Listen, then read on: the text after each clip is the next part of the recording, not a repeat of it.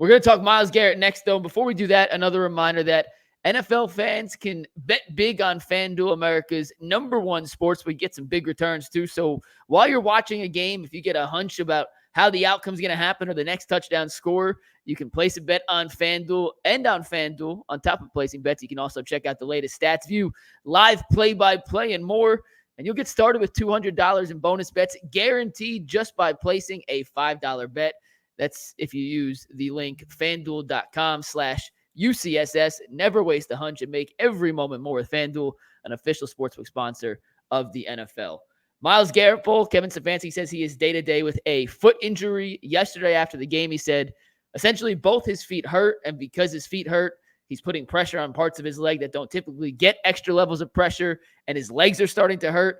It doesn't appear, based off of day-to-day status, he's in line to miss any type of significant time, but it also appears he could be in line for some more serious injuries if he doesn't have the proper time to heal.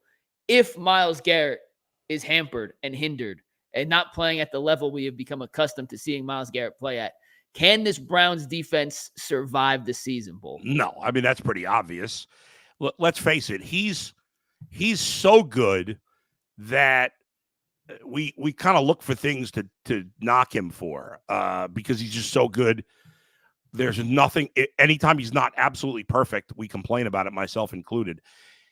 The rest of the Browns defensive line is a bunch of guys. They're not bad. None of them are bad. It's a bunch of nice players, but none of them are special. None of them. They're Alex Wright, nice young player. I like him. You know that. Ogbo, nice young player. Dalvin Tomlinson, solid defensive tackle. All these guys they're all nice players. They're perfectly fine. But they get their moments because of everything Myles Garrett does. Without Myles Garrett, or a severely limited Myles Garrett, those guys don't scare anybody, and thus the Browns defensive line doesn't scare anybody, and thus the Browns are going to be a mediocre defense with a hampered Myles Garrett at best. And since their offense stinks, they got no shot. They're going to be under 500 if Myles Garrett's not healthy. We talked about the quarterback elevating everyone else's play. Myles Garrett does that on the defensive line specifically, G. Can they survive without Myles? They're done. If he's not playing, they're done. I'm just let y'all know right now. See, we've been lulled to sleep by Myles Garrett's greatness and what he's able to do.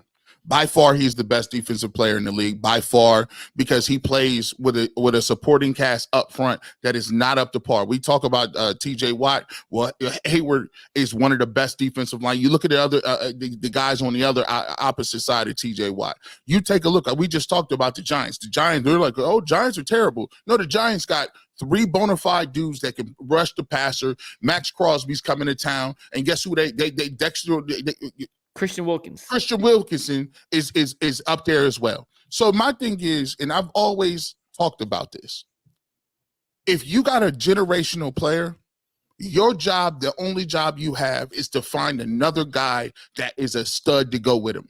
And the Browns have not done that. They would look at Emmanuel Ogbah. They've looked at Olivier Vernon. They went and tried to go get Jadeveon Clowney. They've done all of these different things, but you've not drafted another guy up front that you can roll with. And here's the problem. The cumulative effect is now alive and well.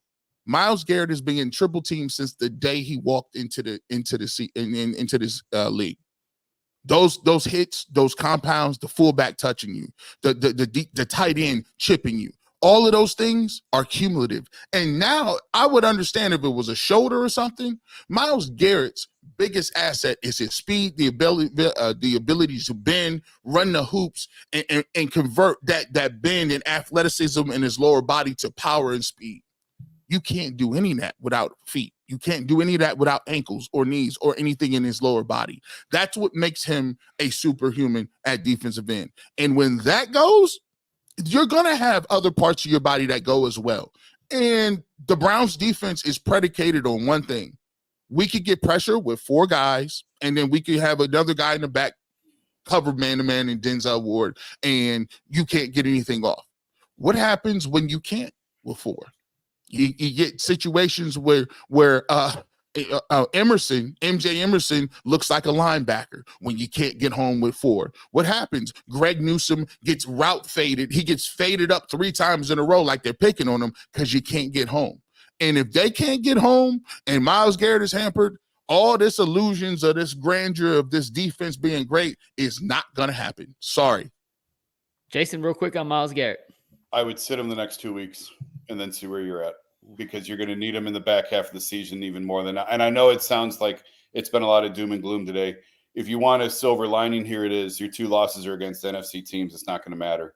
Your only win is against an AFC team that you may or may not be fighting for playoff positioning. I know this is an AFC game coming up. The Raiders have struggled offensively. Clearly he is not right. Clearly. I would sit him for at least the next 2. You hopefully could handle the Raiders and the Commanders, because you're better off doing that than continuing to run out of 50% Myles or 70% Myles. It's a long way to week 10, guys, and that's when the bye week is. I give him a couple weeks to try and rest up.